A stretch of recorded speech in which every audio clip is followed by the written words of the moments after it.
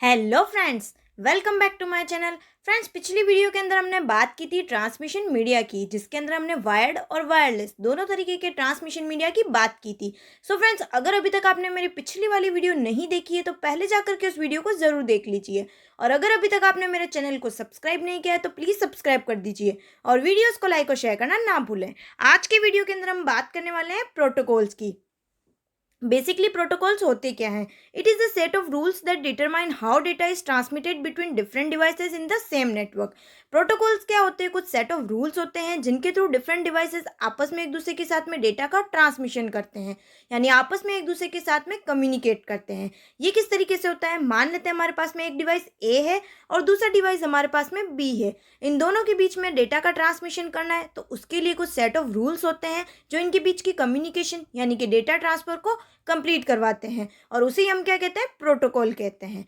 It allow connected device to communicate with each other regardless of any differences in their internal process, structure और design. यानी ये क्या काम करता है कि जो भी डिफरेंट डिवाइसेस होते हैं उनको आपस में एक दूसरे के साथ में कनेक्ट करता है और उसके थ्रू कम्युनिकेशन कंप्लीट करवाता है। उनका इंटरनल स्ट्रक्चर क्या है, उनका डिज़ाइनिंग क्या है, उनकी इंटरनल प्रोसेस किस तरीके से, वो सारी चीज़ों का ध्यान नहीं देता है। बस ये इन दोनों के बीच में कम्युनिकेशन कंप्लीट करवाता है। बेसिकली प्रोटोकॉल्स जो होते हैं उसके टू मॉडल्स हैं जो कि इंपॉर्टेंट होते हैं। डिफरेंट टाइप के प्रोटोकॉल्स होते हैं जो इन मॉडल्स के अंदर यूज़ में लिए जाते हैं। फर्स्ट है OSI ISO मॉडल, जिसे कि हम open system interconnection international standard organization कहते हैं। इसी तरीके से TCP IP, जिसे कि हम ट्रांसमिशन कंट्रोल प्रोटोकॉल और इंटरनेट प्रोटोकॉल कहते हैं। फर्स्ट हम बात करते हैं OSI मॉडल क्या होता है। बेसिकली OSI मॉडल, जिसे हम ओपन सिस्टम इंटरकनेक्शन कहते हैं, इसको डिज़ाइन किया गया था और डेवलप किया था इंटरनेशनल स्टैंडर्ड ऑर्गेनाइजेशन ने। किसके लिए? डेटा की कम्युनिकेशन के लिए, यानी डिफरेंट डिवाइसेस के बीच में जो डेटा का ट्रांसमिशन होता है उसके लिए और उनके बीच की कम्युनिकेशन को कंप्लीट करवाने के लिए ये मॉडल तैयार किया गया था। It is कंसेप्चुलाइज्ड view of how one system should communicate with the other using various protocol define in each layer. Basically OSI model जो है वो एक तरीके से हम ये भी कह सकते हैं कि ये मल्टीपल लेयर्स का कॉम्बिनेशन होता है, जिसके अंदर बहुत सारे प्रोटोकॉल्स यूज़ में लिए जाते हैं जो कि डिफरेंट सिस्टम्स के बीच में कम्युनिकेशन को कंप्लीट करवाते हैं। इसके अंदर डिफरेंट टाइप की लेयर्स होती है, जैसे फर्स्ट होती है फिजिकल लेयर, सेकंड होती है डेटा लिंक लेयर, थर्ड होती है नेटवर्क लेयर, फोर्थ होती है ट्रांसपोर्ट लेयर, फिफ्थ होती है सेशन लेयर, सिक्स्थ होती है प्रेजेंटेशन लेयर एंड सेवेंथ है एप्लीकेशन लेयर। एक एक करके हम इनके बारे में देखने वाले हैं। बेसिकली थ्री जो ये वाली सबसे लोअर वाली जो होती है physical layer, data link layer और नेटवर्क लेयर, ये एज अ हार्डवेयर की तरह काम करती है। ट्रांसपोर्ट लेयर हार्डवेयर और सॉफ्टवेयर दोनों की तरह यूज़ में आती है। और एप्लीकेशन लेयर जो होती है, प्रेजेंटेशन लेयर और सेशन लेयर, ये तीनों जो होती है एज अ सॉफ्टवेयर की तरह वर्क करती है। फर्स्ट हम बात करते हैं फिजिकल लेयर की। बेसिकली जैसा कि इसका नाम है फिजिकल लेयर, सबसे पहला जो इसका काम होता है बिट फॉर्मेशन को होता है, यानी जो भी डेटा ट्रांसमिट होता है एक डिवाइस से दूसरे डिवाइस के बीच में, वो डेटा जो होता है एज अ बिट फॉर्मेट के अंदर ट्रांसमिट होता है। बिट फॉर्मेट क्या होता है? 0101, एक तरीके से मशीन लैंग्वेज भी हम इसको कह सकते हैं। तो इस फॉर्म के अंदर ये डेटा ट्रांसमिट होता है। जैसा कि आप इस डायग्राम के अंदर देख सकते हैं, ये बिट्स किस तरीके से ट्रांसमिट होती है। इसी तरीके से इसका वर्क होता है बीट रेट को कंट्रोल करना। बेसिकली बीट रेट कंट्रोल क्या होता है कि it define the transmission rate, that is the number of bit send per second. Per second जितनी भी नंबर ऑफ बीट्स ट्रांसमिट होती है उसे ही अपन क्या कहते हैं? ट्रांसमिशन रेट या फिर बीट रेट कहते हैं। इसको कंट्रोल करने का काम भी फिजिकल लेयर करती है। जितनी भी केबल्स होती है उनको सिलेक्शन करना। केबल्स जैसे कि हमने देखा था, ट्विस्टेड पेयर केबल होती है, कोएक्सल केबल होती है या फिर ऑप्टिकल फाइबर केबल्स होती है, तो उनके सिलेक्शन के लिए भी फिजिकल लेयर यूज़ में आती है।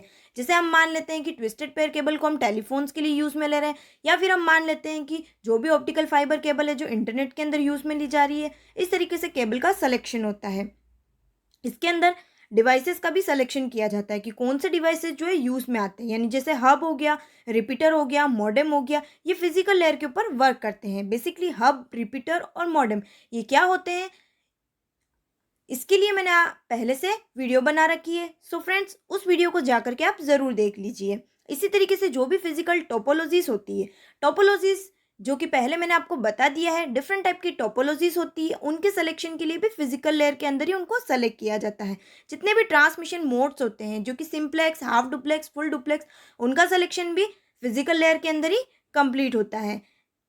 तो ये बात थी हमारे पास में फिजिकल लेयर, जो क्या काम करता है? फर्स्ट डेटा को जो है ए से बी तक एज अ बिट फॉर्मेशन के अंदर ट्रांसमिट करता है। इसी तरीके से ये जो डेटा ट्रांसमिट हो रहा है इसकी रेट भी कंट्रोल यही करता है, कौन सी केबल्स का यूज़ लेना है, कौन सी टोपोलॉजी का यूज़ में लेना है, कौन से डिवाइसेस का यूज़ में लेना है और कौन से ट्रांसमिशन मोड का यूज़ में लेना है, वो उन सभी का जो डिसीजन होता है वो फिजिकल लेयर के अंदर होता है। सेकेंड बात आती है हमारे पास में डेटा लिंक लेयर की। बेसिकली फिजिकल लेयर क्या काम कर रही थी कि जो भी हमारे पास में नंबर ऑफ बीट्स थी उसके अंदर डेटा ट्रांसमिट कर रही थी। अब इन नंबर ऑफ बीट्स को एक फ्रेम के अंदर डाल दिया जाता है और ये किसके थ्रू होता है, डेटा लिंक लेयर के थ्रू। यानी फर्स्ट ये काम करता है framing. It provide a way for a sender to transmit a set of bit that are meaningful to the receiver, attaching special bit pattern to the beginning and end of the frame. यानी जो भी हमारे पास में beats होती है, जैसा कि आप यहाँ पे इस डायग्राम के अंदर देख सकते हैं, उन बीट्स की फ्रेम तैयार कर दी जाती है। इस तरीके से बीट्स जो होती है जैसे 0 1 1 0 1, इसी तरीके से डिफरेंट टाइप की बीट्स को इन फ्रेमिंग के अंदर डाल दिया जाता है। इसी तरीके से फिजिकल एड्रेसिंग का काम भी डेटा लिंक लेयर का होता है। फिजिकल एड्रेसिंग क्या होती है? It is a physical address or MAC address of sender and और receiver in the header of each frame. ये हर एक जो फ्रेम होती है जिसके अंदर डेटा एज अ बिट की तरह ट्रांसमिट हो रहा है, उनका कुछ फिजिकल एड्रेस होता है जिसे कि हम मैक एड्रेस कहते हैं, जो सेंडर का भी होता है और रिसीवर का भी होता है। इसको हम उस फ्रेम के अंदर हेडर पे डाल देते हैं। जो भी एरर कंट्रोल होती है, एरर को डिटेक्ट करना, कि मान लेते हैं हमारे पास में कोई भी जो भी फ्रेम है वो लॉस्ट हो गई या डैमेज हो गई है, तो उनके बारे में इंफॉर्मेशन देने का काम भी डेटा लिंक लेयर के अंदर होता है। यानी जो भी एरर कंट्रोल होती है वो डेटा लिंक लेयर के अंदर कंट्रोल होती है। जैसे ही रिसीवर के साइड में एक्नॉलेजमेंट सेंड किया जाता है सेंडर को, मान लेते हैं हमारे पास में एक डिवाइस ए है और दूसरा डिवाइस हमारे पास में बी है। इधर से ए से बी तक जो है डेटा फ्रेम्स को ट्रांसमिट किया गया है, जिसके अंदर हमारे पास में मल्टीपल टाइप की बिट्स होती है। इन बिट्स को बी तक ट्रांसमिट किया गया है। मान लेते हैं हमारे पास में कोई भी फ्रेम जो है लॉस्ट हो गई है, तो इधर से बी जो एज अ रिसीवर होता है वो ए को एक्नॉलेजमेंट सेंड करता है कि जो फ्रेम है वो लॉस्ट हो गई है और उसको रीसेंड करो। तो ये वाला जो काम होता है यानी एरर कंट्रोल भी डेटा लिंक लेयर के अंदर होती है। इसी तरीके से ये काम करती है फ्लो कंट्रोल का। Data rate must be constant on both side else the data में गेट करप्टेड। यानी जो भी डेटा का ट्रांसमिशन हो रहा है, जिस ट्रांसमिशन रेट से डेटा ट्रांसमिट होता है, उसको कंट्रोल करने का काम भी डेटा लिंक लेयर का होता है। ये एक्सेस कंट्रोल का काम भी करता है। When a single communication channel is shared by multiple devices, make sub-layer of data link layer help to determine which device has control over the channel at a given time। यानी इसके अंदर क्या होता है कि एक ही कम्युनिकेशन चैनल है, वो मल्टीपल डिवाइसेस के द्वारा शेयर हो रहा है, तो डेटा लिंक लेयर इस चीज़ का ध्यान रखनी है कि उनका मैक एड्रेस क्या है, यानी उनके फिजिकल एड्रेस को भी ध्यान रखने का काम डेटा लिंक लेयर का होता है। तो फिजिकल लेयर क्या काम करती है? डेटा को बिट्स की फॉर्म के अंदर ट्रांसमिट करती है। डेटा लिंक लेयर उनकी फ्रेमिंग कर देती है, उनके फिजिकल एड्रेस का ध्यान रखती है। एरर कंट्रोल, फ्लो कंट्रोल और जो भी एक्सेसिंग होती है उसको कंट्रोल करने का काम भी डेटा लिंक लेयर का होता है। थर्ड लेयर होती है हमारे पास में network layer. Basically network layer जो होती है वो पैकेट फॉर्मेशन का काम करती है। फिजिकल लेयर जो डेटा को बिट फॉर्मेट के अंदर भेजती है, डेटा लिंक लेयर जो उसकी फ्रेमिंग कर देती है, नेटवर्क लेयर उनको पैकेट्स के अंदर तैयार कर देती है। जैसा कि आप इस डायग्राम के अंदर देख सकते हैं ये पैकेट्स किस तरीके से तैयार होते हैं। इसी तरीके से नेटवर्क लेयर के अंदर लॉजिकल फॉर्मेशन भी होता है। It distinguishes each device uniquely and universally.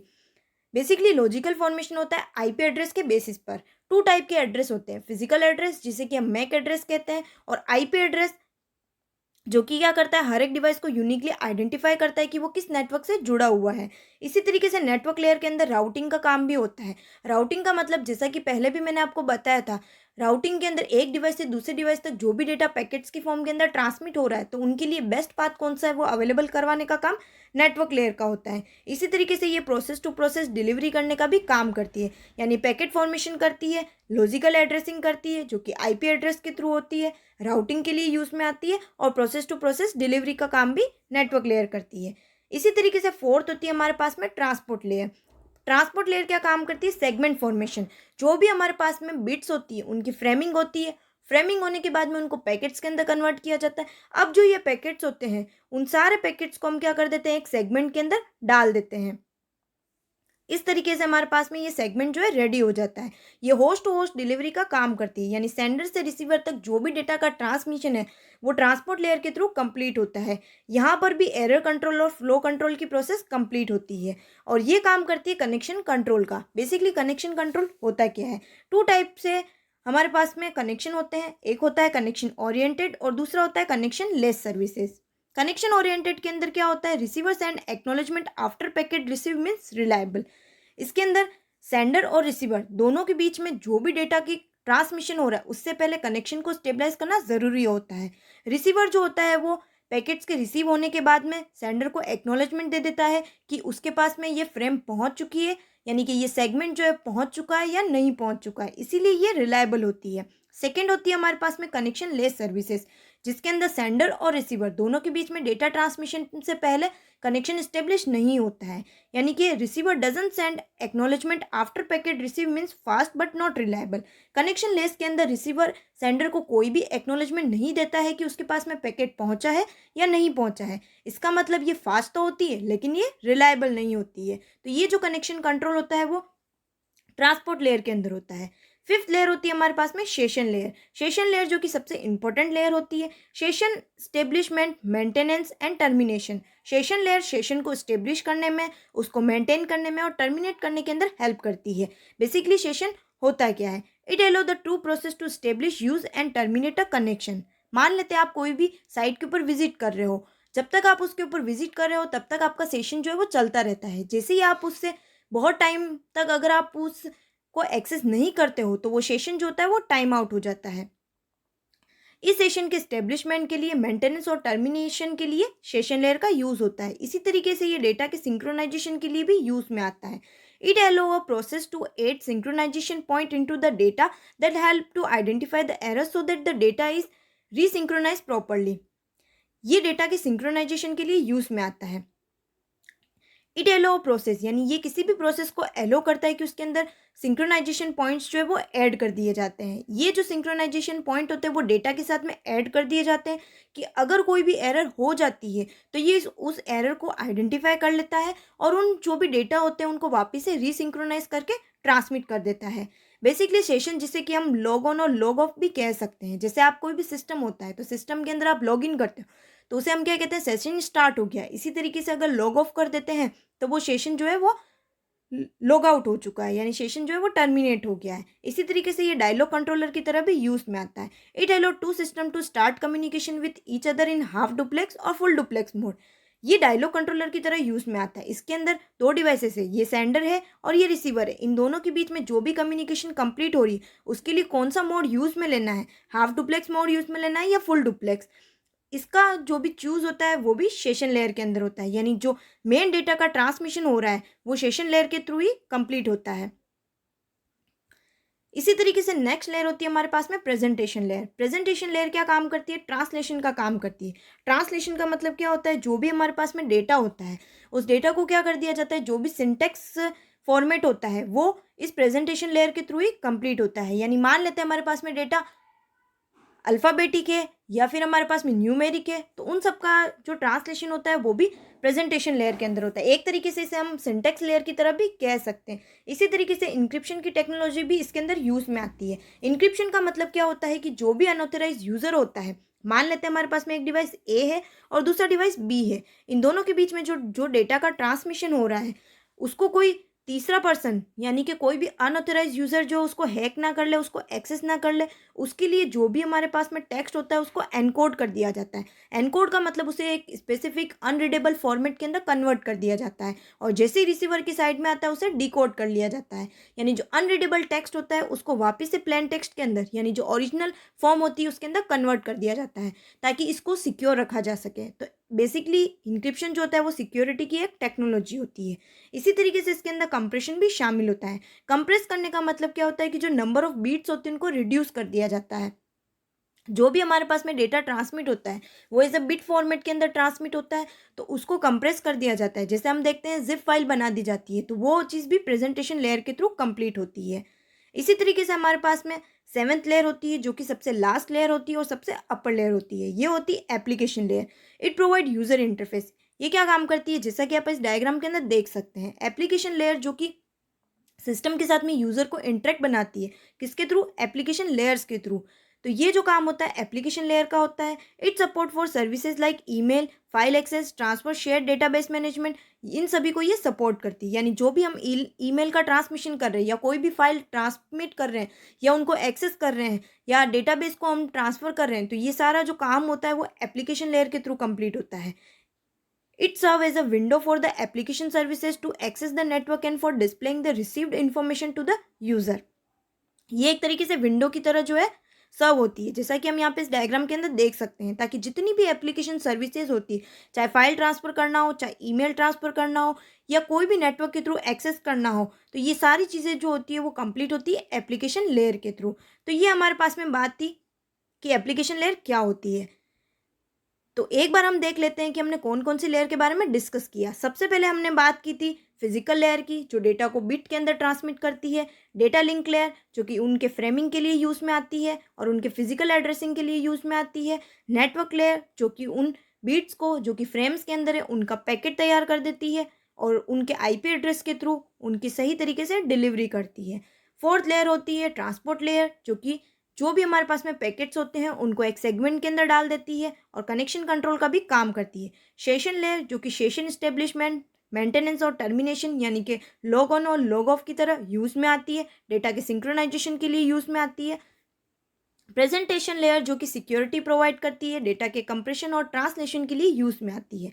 Seventh होती है एप्लीकेशन लेयर, जो कि यूज़र इंटरफेस प्रोवाइड करती है, जितनी भी सर्विसेज होती है उन सभी को एक्सेस करने के लिए विंडो प्रोवाइड करती है।